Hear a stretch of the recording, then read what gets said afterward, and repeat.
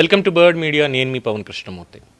తెలంగాణలో కానీ ఏపీలో కానీ ఇంకా మాట్లాడితే కొన్ని వివరాలు బయటపడుతున్నప్పుడు అసలు ప్రభుత్వాలు ఉన్నాయా, ప్రభుత్వాలు పని చేస్తున్నాయా, లేదు అధికారులు ప్రభుత్వానికి తెలియకుండానే ఈ పనులన్నీ చేయిస్తున్నారా, లేదు ఆ సంస్థలకు ఏమైనా వాళ్ళు అమ్ముడుపోయి చేస్తున్నారా అనేటువంటి అనుమానాలు ప్రజల్లో ఎక్కువగా కలుగుతున్నాయి.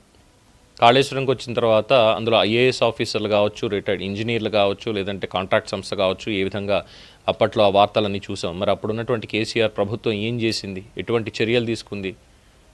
ఎటువంటి చర్యలు లేవు, ఏమీ మాట్లాడలేదు దాని మీద, కాళేశ్వరం మీద. లేదంటే అందులో పనిచేసినటువంటి ఐఏఎస్ ఆఫీసర్ కావచ్చు, లేదంటే ఇంజనీర్లు ఒక్కొక్కరికి 100 కోట్ల రూపాయల లంచాలు ఇవన్నీ కూడా బయటపడుతున్నాయిగా, ఆస్తులు కూడబెట్టుకున్నటువంటివి. సో అవినీతిని బాగా ప్రోత్సహించారు అనడంలో ఏమాత్రం అతిశయోక్తి లేదేమో, ఒక్కొక్కళ్ళు వరుసగా బయటపడుతుంటే. ఇప్పుడు అలాంటిదే ఇంకొక కేసు కూడా బయటకు వచ్చింది. కాకపోతే ఇది మరి అంత స్థాయిలో ఉందంటే ఇంకా విచారణ జరగాలి దీనికి సంబంధించి. 9 ఏళ్లుగా, గత 9 సంవత్సరాలుగా కూడా ఆ సంస్థ చేస్తున్నటువంటి ఒక నిర్వాహకం ప్రభుత్వ ఖజానాకే ఏమన్నా బాగా ఎక్కువ లాస్ అయ్యిందా, ఆర్ ఇంకా ఏమన్నా దండుకోవడానికి ఇదంతా అనేది ఒక వార్త. తాడిచెర్ల బొగ్గు రవాణాకి సంబంధించి జెన్కో ఒక కంపెనీతోటి ఒప్పందం చేసుకుంది. అది కూడా అక్కడ తవ్వినటువంటి బొగ్గుని తవ్వి ఆ మొత్తాన్ని కూడా కేవలం కేటీపీసీకి మాత్రమే సరఫరా చేయాలి, ఇంకెక్కడ అమ్మడానికి కానీ దాంతో వ్యాపారం చేయడానికి కానీ లేదు.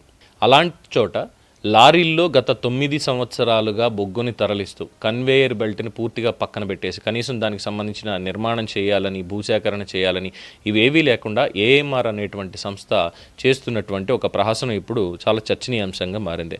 భూపాలపల్లి జిల్లా తాడిచెర్ల బొగ్గు గనులకు సంబంధించి ఏఎంఆర్ సంస్థ ఏది చెప్తే అదే అక్కడ నడవాలి అనేటువంటిది ఉంది. దానికి తగ్గట్టుగానే అక్కడ అధికారులు కూడా ప్రవర్తిస్తున్నారు, ఆ సంస్థకి కావలసినట్టుగానే ఉత్తర్వులు జారీ చేయడం కానీ ఇవన్నీ చేస్తున్నారు అనేటువంటి వార్త ఇప్పుడు హల్చల్ చేస్తోంది.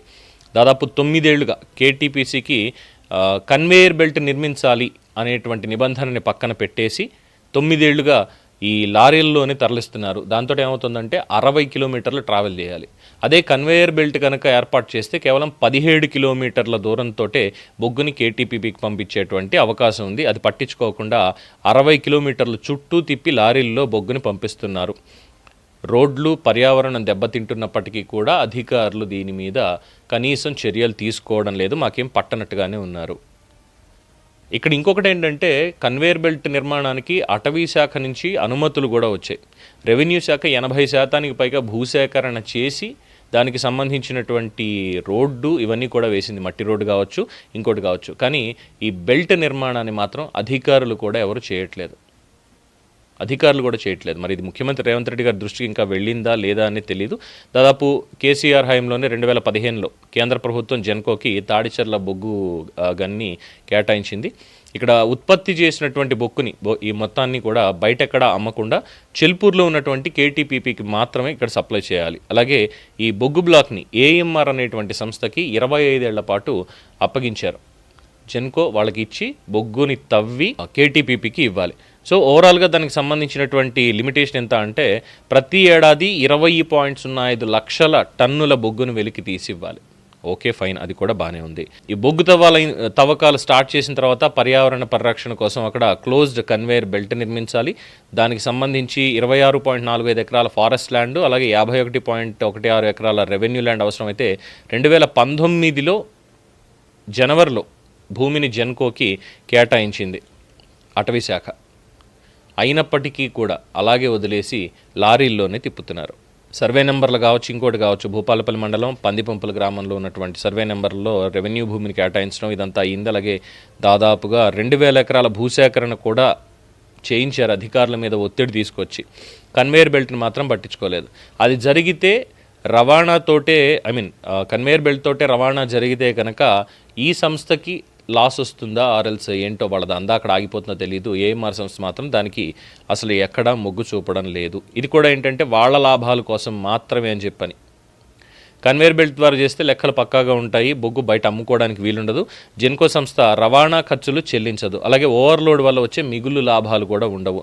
సో కొన్ని వందల కోట్ల రూపాయల ఆదాయం అనేది ఈ సంస్థకి తగ్గిపోతుంది. అందుకే బెల్ట్ నిర్మాణ పనుల్ని పెండింగ్లో పెడుతున్నాయి, ప్రభుత్వ నిబంధనలను కూడా వీళ్ళు పాటించట్లేదు అనేటువంటి కంప్లైంట్స్ ఉన్నాయి.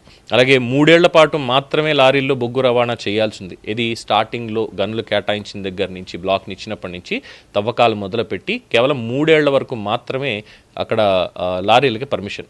కానీ 9 సంవత్సరాలుగా కూడా లారీల్లోనే చేస్తున్నారు. అంటే దీనివల్ల ఏమవుతుంది, జెన్కోకి ఎక్స్ట్రా లోడ్కి సంబంధించిన పేమెంట్స్ కావచ్చు, లేదు అంటే ఈ ట్రాన్స్పోర్ట్ పేమెంట్స్ కావచ్చు, ఇలా అవి జెన్కోకే నష్టం. జెన్కోకి నష్టం అంటే ఎవరికి? మళ్ళీ ప్రజలకే.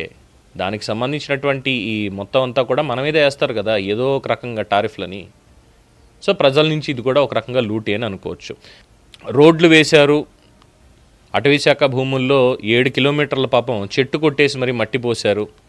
కాపురం, ఆన్సాన్పల్లి, జంగేడు, కొంపెల్లి గ్రామాల్లో రెవెన్యూ భూముల్లో కూడా మట్టిని తవ్వి పోసి వదిలేశారు.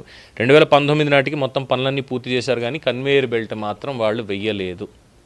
సో ఇందులో ఎన్ని అక్రమాలు జరిగాయి, మరి అధికారులు ఏం చేస్తున్నారు, ఇక్కడ కూడా ఏమన్నా తవ్వితే 100 కోట్లు బయటపడతాయా అని ఇప్పుడు అనుమానాలు వ్యక్తం చేస్తున్నారు.